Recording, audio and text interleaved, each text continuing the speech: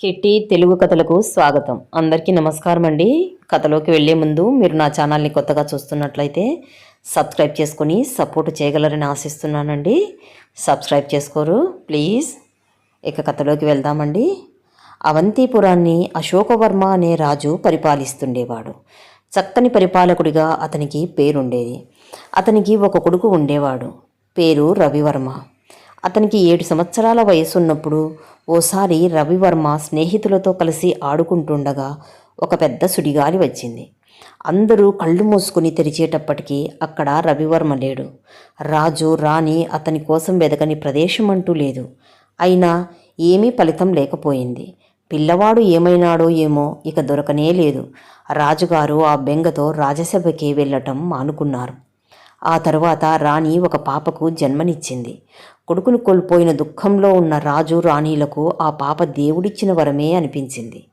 వారు ఆమెకు సువర్ణ అని పేరు పెట్టి అల్లారు ముద్దుగా పెంచసాగారు.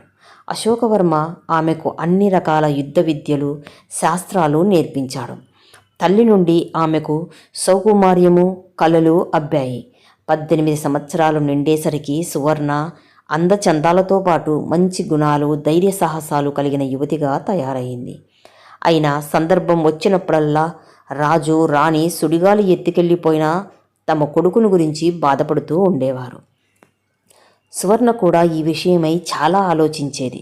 చివరికి ఆమె తల్లిదండ్రులను ఒప్పించి అన్నను వెతికేందుకై ఒక గుర్రం ఎక్కి బయలుదేరింది. అలా వెళ్ళిన సువర్ణ కొన్ని రోజుల ప్రయాణం తర్వాత ఒక పట్టణానికి చేరుకున్నది. అక్కడి ప్రజలంతా దుఃఖంలో మునిగినట్లు కనిపించారు. సువర్ణ ఒక పూటకూళ్ళ అవ్వ ఇంట ఆగి అక్కడి విశేషాలను కనుక్కున్నది.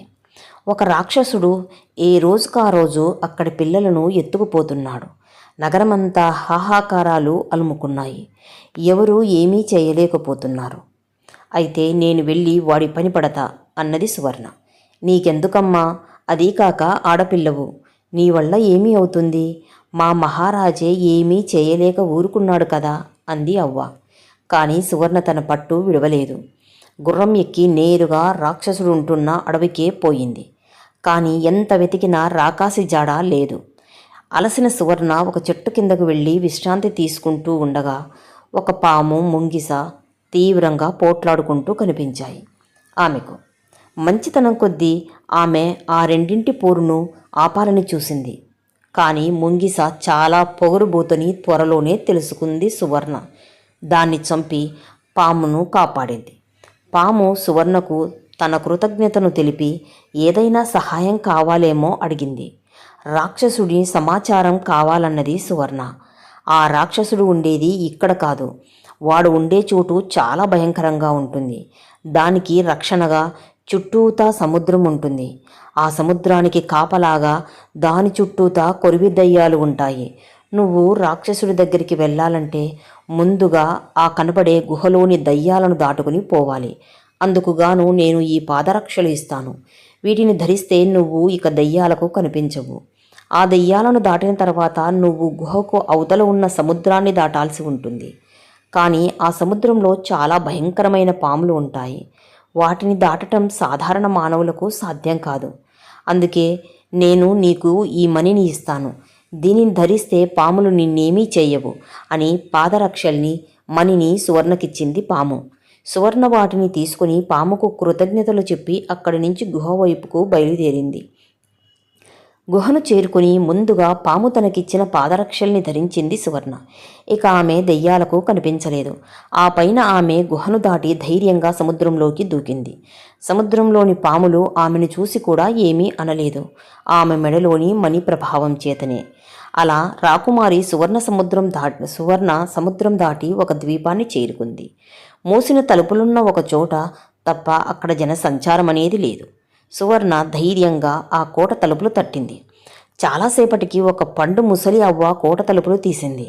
ఆమె సువర్ణను చూసి ఆశ్చర్యపడుతూ, అమ్మా పాప, ఇంతవరకు తమంతట తాముగా ఇక్కడికి ఏ నరపురుగు రాలేదు. ఇన్నాళ్లకు నువ్వు వచ్చావు. నీ చేతిలో ఈ రాక్షసుడి చావు ఖాయం అని నాకు తోస్తున్నది. ముందు జాగ్రత్తగా నేను నీకు 2 మంత్రాలు ఉపదేశిస్తాను. మొదటి దాన్ని చదివితే నువ్వు చిన్న పాపగా మారిపోతావు. రెండో మంత్రం చదివితే నీ మామూలు రూపం ధరిస్తావు అని ఆ మంత్రాల్ని ఉపదేశించింది. కోట లోపల చూస్తే ఒక్కరూ తక్కువగా 10,000 మంది పిల్లలున్నారు. సువర్ణ మొదటి మంత్రాన్ని చదివి చిన్నపిల్లగా మారిపోయి వారిలో కలిసిపోయింది. ఆ రోజు సాయంత్రం రాక్షసుడు వచ్చి రాగానే అవ్వను 10,000 మంది పూర్తయ్యారా అని అడిగాడు. అయ్యారన్నది అవ్వ. అయితే బలికి అన్నీ సిద్ధం చేయమన్నాడు రాకాసి. అవ్వ అన్నీ సిద్ధం చేసి మొదటగా సువర్ణను ముందుకు తెచ్చి నిలబెట్టింది. రాక్షసుడు సువర్ణను చూసి వికవిక నవ్వాడు. పాప, నువ్వు స్వర్గం చేరుకునే సమయం వచ్చింది. ముందుగా నిన్ను కన్నా ఈ మాతకు మోకరిల్లు అన్నాడు కత్తిని పక్కనే ఉంచుకొని. సువర్ణ 2 చేతులు జోడించి అమ్మకు మొక్కింది. అలా కాదు పాప, వంగి నేలబారుగా పడుకుని నమస్కరించాలి అన్నాడు రాక్షసుడు ప్రేమను నటిస్తూ. నాకు తెలియదు, నువ్వే చేసి చూపించు అన్నది సువర్ణ. అయ్యో, ఆ మాత్రం తెలీదా? ఇలా పడుకొని ఇలా మొక్కాలి అని రాక్షసుడు నేలబారున పడుకోగానే పక్కనున్న కత్తిని తీసుకుని సువర్ణ ఒక్క వేటితో అతని శిరస్సును ఖండించి వేసింది. ఆ రాక్షసుడు చనిపోగానే అనేక సంవత్సరాలుగా వాడు ఎత్తుకొచ్చి పెట్టిన 10,000 మంది పిల్లలకు వాళ్ళ రూపాలు లభించాయి. అవ్వకు కూడా దాస్య విముక్తి లభించింది. ఎదిగిన ఆ పిల్లలందరూ తమ తమ కుటుంబ వివరాలు గుర్తున్నాయి. అవ్వ మహిమతో అలా వారంతా ఎవరి తావులకు వారు చేరుకున్నారు. ఆ పిల్లల్లోని ఒకడు రవివర్మ. అలా అనుకోకుండా తన అన్నను కాపాడుకోగలిగినందుకు సువర్ణ చాలా సంతోషించింది. పోయిన కొడుకు దక్కినందుకు, ధీరురాలైన కుమార్తె తమకు కలిగినందుకు వారి తల్లిదండ్రులు పెద్ద ఎత్తున దాన ధర్మాలు చేసి ఉత్సవాలు నిర్వహించారు. అందరూ సువర్ణ సాహసాన్ని కొనియాడారు. కథ సమాప్తమండి. మీకు ఈ కథ నచ్చిందని అనుకుంటున్నాను. ఈ కథ నచ్చినట్లయితే సబ్స్క్రైబ్ చేసుకుని సపోర్ట్ చేయండి. Please like, share and subscribe.